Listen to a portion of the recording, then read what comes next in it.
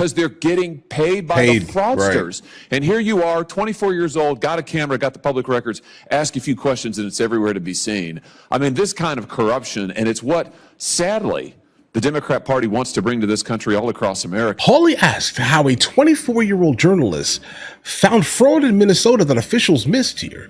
Then he brought up the $10,000 and said fraudsters were paying the people supposed to stop them. Mr. Shirley, I just want to start with you. I, for my part, want to say thank you for the terrific work you've done on exposing fraud all across the country, nowhere more so than in the state of Minnesota. You know, it's a funny thing. Not long ago, the Attorney General of the state of Minnesota was sitting right where you're sitting, Keith Ellison. Good old and I Nick had a Shirley, question or guys. two for him about the fraud in that state. And he said to me that, I mean, nobody could have found it. I mean, he didn't know anything about it. You know, right. He was completely in the dark until it was all blown open, and there's just nothing that would have tipped him off. I find that interesting because, near as I can tell, I mean, you were a 24-year-old independent journalist. You had a camera and a list of public spending records, right? Correct. So if this fraud was so hard to find, how did you manage to find it when none of the public officials in Minnesota could find it? He wanted to find the locations of the layering centers and the daycares, and asked to enroll a child, and there was no way to enroll a child into any of these daycares. In fact, there were no children to be seen anywhere.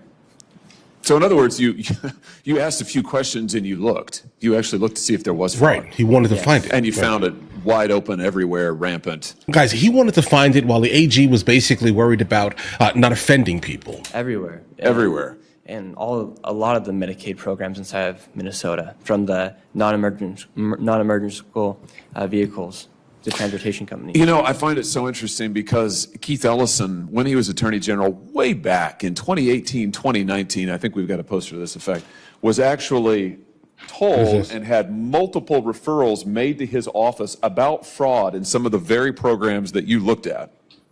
I mean, this is years ago now. He had official referrals made to him. He said, I just couldn't find any evidence of the fraud. Do you think maybe there's a little bit of corruption at the governmental level in the state of Minnesota? I mean, is that just maybe a possibility? Maybe some of these guys are maybe on the take, you think? I mean, possible?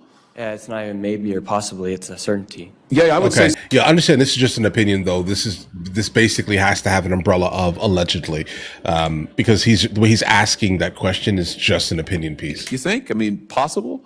Yeah, it's not even maybe or possibly. I have the same opinion. Yeah, I would say so too, and I can prove it to you. Keith Ellison, that guy, after overlooking $250 million in fraud, he took $10,000 in campaign contributions from the very people who were committing the fraud, who came to see him in his office, asked him to please get state investigators off of their backs, which he did, asked him to shut down the investigations, which he helped with, offered to give him money, which he accepted. I mean, I think that's the answer as to why can't any of these people find the fraud? Because they're getting paid by the fraudsters. Right. And here you are, 24 years old, got a camera, got the public records, ask a few questions, and it's everywhere to be seen.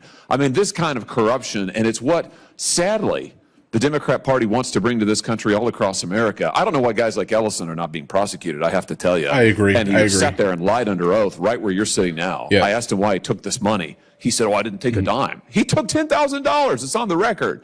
I just want to commend you for what you've done. Mr. O'Keefe, I want to thank you for being here as well.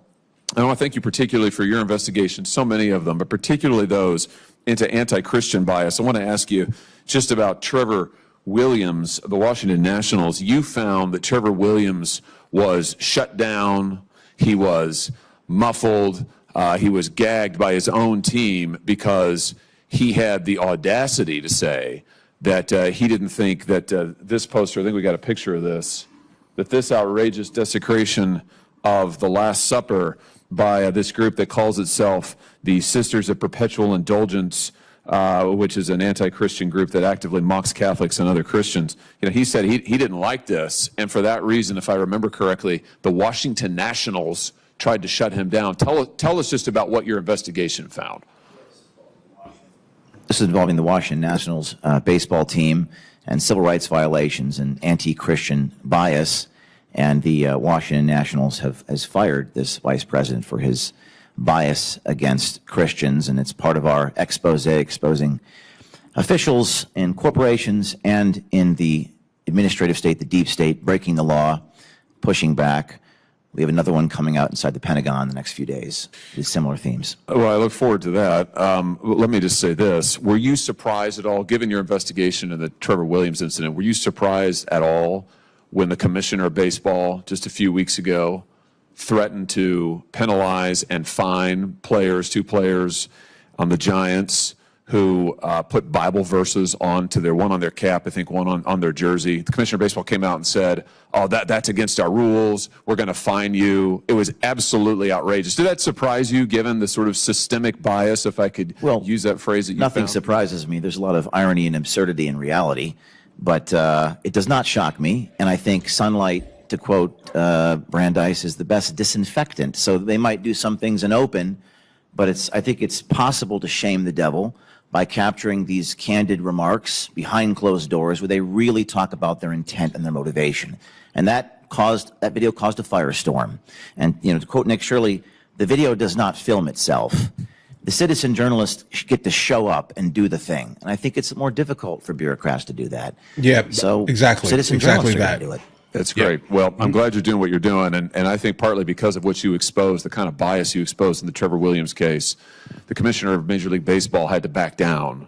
Yes. When we confronted him on this issue and admit, actually, the rules permit the players to write these things on their jerseys if they so choose. They permit the players to forego wearing politically themed jerseys at all. And he committed to me in writing that none of these players will ever be fined or disciplined for expressing their faith.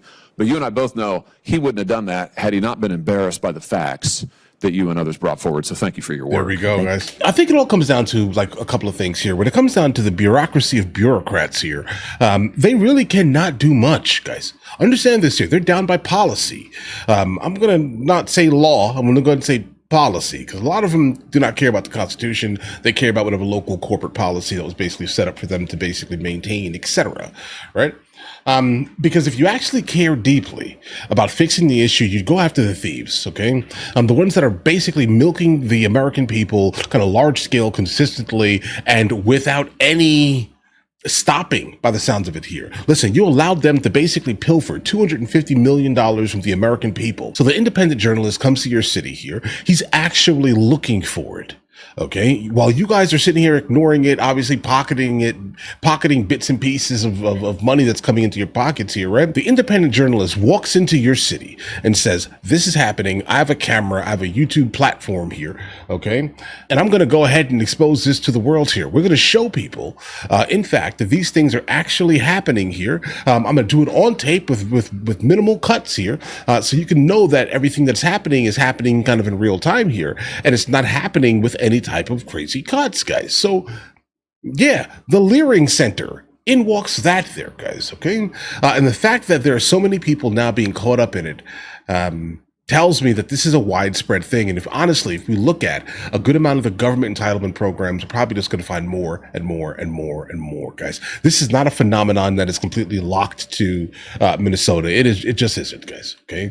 The home healthcare system also in itself needs to be looked at pretty drastically, because generally a good amount of immigrants, when they come here for the sole purpose of doing that specific thing here. Let me go ahead and get as many people into this one specific house, and so I can charge the government and or their insurance company copious amounts of money for giving them subpar services when they really should have been in a nursing home, not Aunt Suzanne's house, guys. All right? Listen, you guys all have an absolutely amazing day. Enjoy your day thoroughly. If you guys are new here, please like and subscribe. And in the meantime, guys, I'll go ahead and catch you guys later.